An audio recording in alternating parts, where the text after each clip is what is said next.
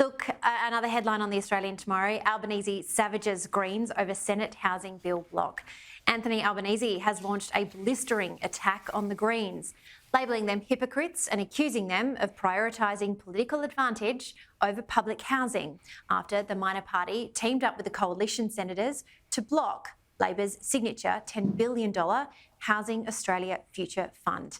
The Prime Minister was well and truly fired up about this blockage in the Senate today. Let's take a look at what he had to say in question time in the House of Representatives.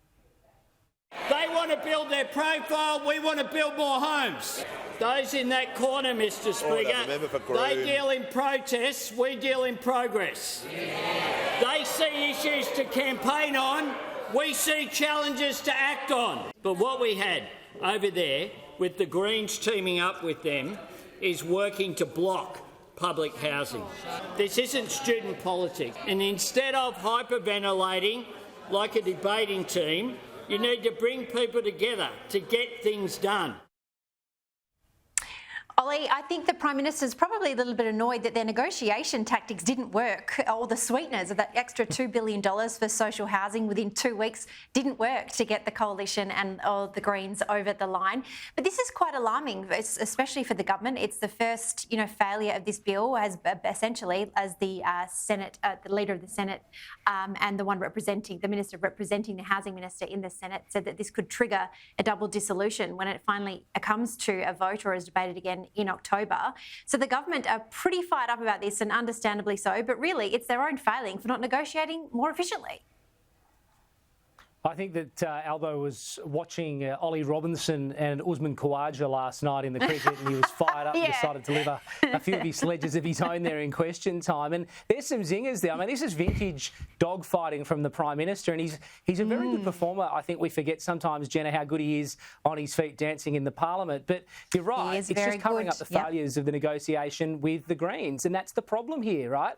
Because ultimately, Australia is in the middle of a housing crisis that's getting worse and worse by the day. The failure of national leadership, the failure of the government to be able to negotiate a deal with the Greens is going to punish Australians further and further, particularly vulnerable Australians who have been on public housing waiting lists for years and years. They're getting longer and longer now. There is no solution in sight.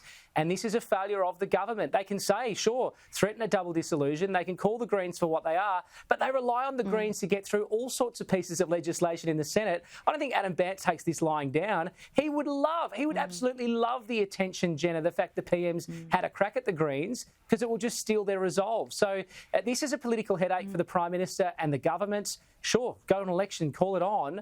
But I don't think he wants to do that with the referendum in the background. And in the meantime, housing crisis just gets worse. Yeah, absolutely. And now this housing issue is specifically sticky on the Apple Isle. Down in Tasmania, let's take a look at the Hobart Mercury. Housing on hold is the splash down there tomorrow.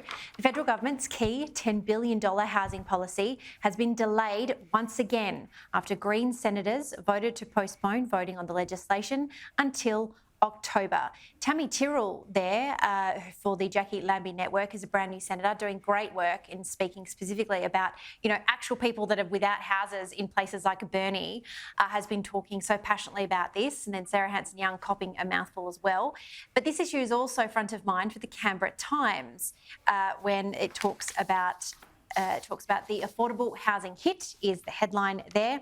The Greens teamed up with the coalition on Monday to delay a vote on Labor's signature affordable housing package, staring down threats of a double dissolution and pleas from the housing and homelessness sector to pass the bills.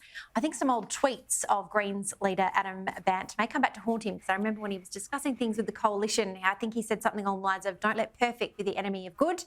Let's see where that lands us at the end of this sitting week.